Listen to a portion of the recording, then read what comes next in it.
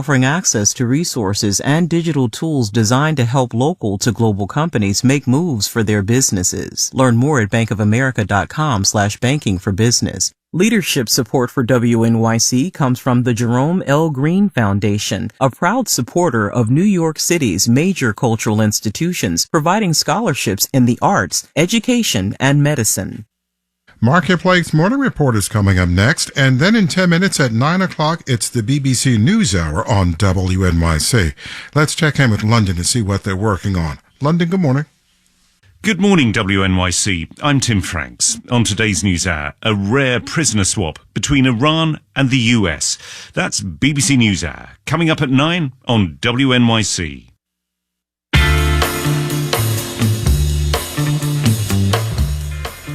At 8:51, it is still raining outside. 66 showers through the day all the way into the late afternoon.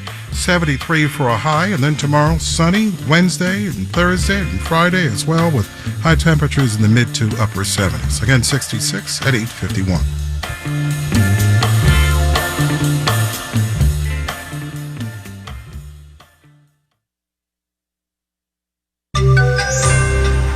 How temp workers became a sticking point in the auto strikes. Marketplace Morning Report is supported by C3 AI. C3 Generative AI provides ChatGPT enterprise search that is verifiable, secure, and accurate across all enterprise data. C3.ai. This is enterprise AI. And by Odoo, focused on providing all-in-one open-source business management software with fully integrated applications for every business need. More at odoo.com. From Marketplace, I'm Sabri Benishore, in for David Brancaccio. The United Auto Workers and the Detroit automakers failed to agree to a new contract this weekend. A shorter work week and wage increases are among the union's demands, but striking workers are also mad about how Ford, General Motors, and Stellantis use temporary and so-called tiered workers. These are workers who receive lower pay and benefits for doing the same work. Marketplace's Kristen Schwab looks at how the industry came to rely on those kinds of workers. When automakers faced bankruptcy in 2008, auto workers faced a tough decision: lose jobs or agree to contract changes that would help the companies get a federal bailout. The union chose the latter. This was a concession that they had to make in order to sustain the bailouts and to have some kind of recovery. Todd Rutherford, who researches labor and the automotive industry at Syracuse University, says from that moment on, almost all of the workers that were hired were on some kind of tiered system. Up to 40% of workers in some plants are tiered, Rutherford says, and up to 10% are temporary. Harry Katz, a professor of collective bargaining at Cornell, says this lets companies adjust their workforces depending on the economy and saves them money. The base wage is less and the fringe benefits are substantially less for temporary workers. And workers don't have much room for movement. Victor Chen is the author of Cut Loose, a book about labor changes in the auto industry. A lot of these new hires get stuck in this limbo of not being able to move up to the higher tier. Or they get stuck being temps for years. Chen says it's not just the automakers that do this. Temporary and tiered workers are becoming more common in hospitality, healthcare, and other industries.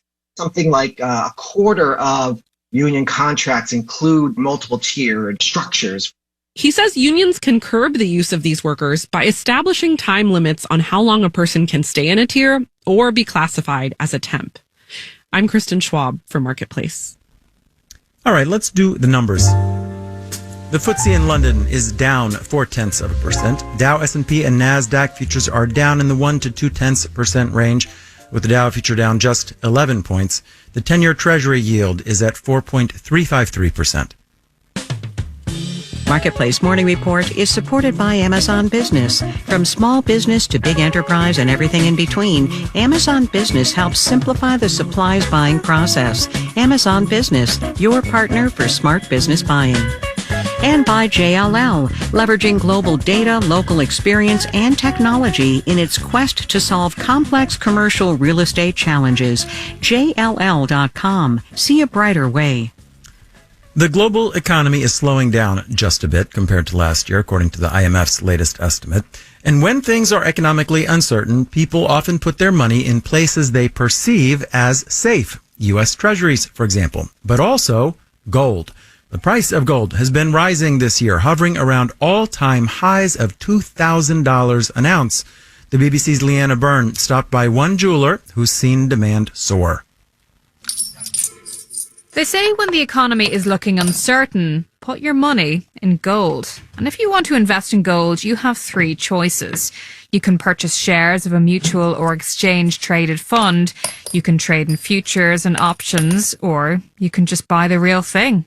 Because they saw how much it rose, it made people aware of how much money they can make in gold.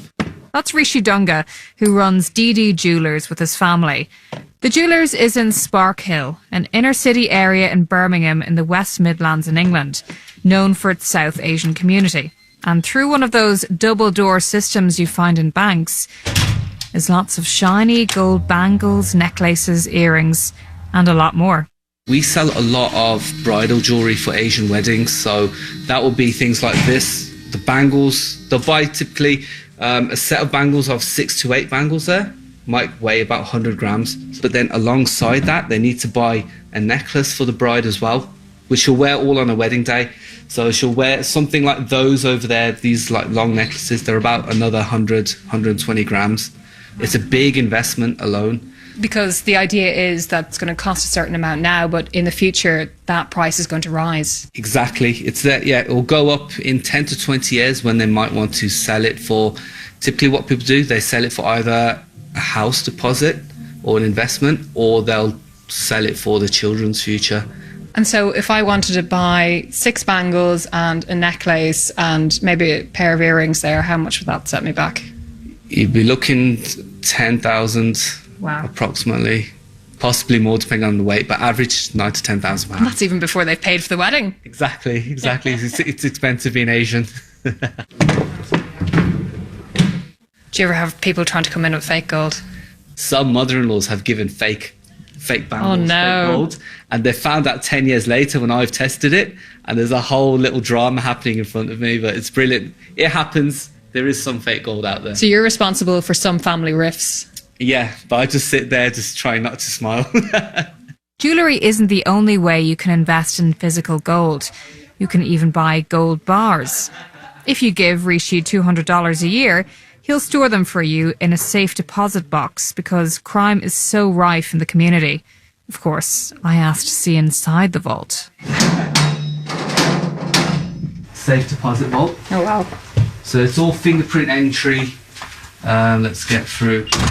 We're actually so busy that we only had this side a few months back. We've doubled it because this is just all sold out. So yeah, so there's 2 sides to this room. There's vaults all along the 2 sides. So you only had the left-hand side was full. That's right, yeah. It's because crime's gone so high now. Banks have stopped offering safe deposit boxes. So people were begging us to hold their jewellery. So it was a no-brainer to get this, and we've done really well. And then we look to expand into the next corridor, because it's just that busy and crime's that high at the moment, sadly. So it seems that as the price of gold continues to hover at record highs, it's not just traders that are paying attention. I'm the BBC's Leanna Byrne from Marketplace. And in New York, I'm Sabri Ben-Achour with the Marketplace Morning Report.